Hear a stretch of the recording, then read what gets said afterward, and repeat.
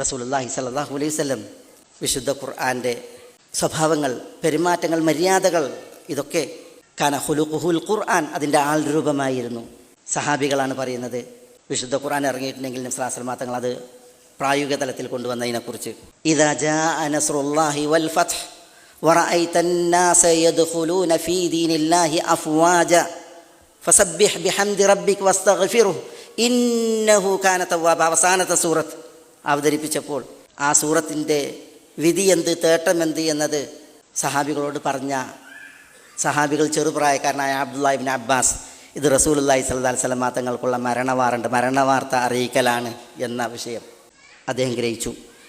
അത് കേവലം ഓത്തുകൊണ്ടല്ല, പിന്നെ അതിൻ്റെ പൊരുളും ആശയം അറിഞ്ഞതിനാലാണ്.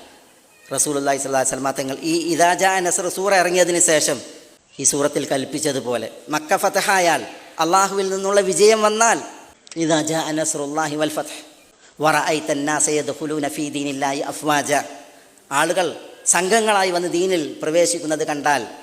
ഹിജ്റയുടെ 8 മക്ക ഫതഹായി, 9 ആമുൽ വുഫൂദാണ്, നിവേദക സംഘങ്ങൾ ഇസ്ലാമിലേക്ക് കൂട്ടമായി വന്നു.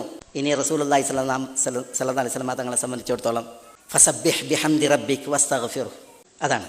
അതുകൊണ്ടാണ് റസൂലുള്ളാഹി സ്വല്ലല്ലാഹു അലൈഹി വസല്ലം പിന്നെ റുകൂഇലെല്ലാം സുജൂദിലെല്ലാം സുബ്ഹാനകല്ലാഹുമ്മ റബ്ബനാ ബിഹംദിക അസ്തഗ്ഫിറുക, സുബ്ഹാനകല്ലാഹുമ്മ റബ്ബനാ ബിഹംദിക അല്ലാഹുമ്മ ഗ്ഫിർലി, അതായിരുന്നു റസൂലുള്ളാഹിൻ്റെ റുകൂഇലെ ദുആ, സുജൂദിലെ ദുആ.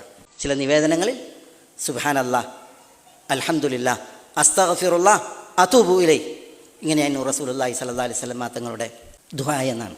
വിശുദ്ധ വചനങ്ങൾ ഇറങ്ങിയത് ഉൾക്കൊണ്ട് ഗ്രഹിച്ച് അതിൻ്റെ ആശയങ്ങൾ അറിഞ്ഞ് അതിനോട് പെരുമാറിയ നമ്മുടെ സച്ചരിതർ.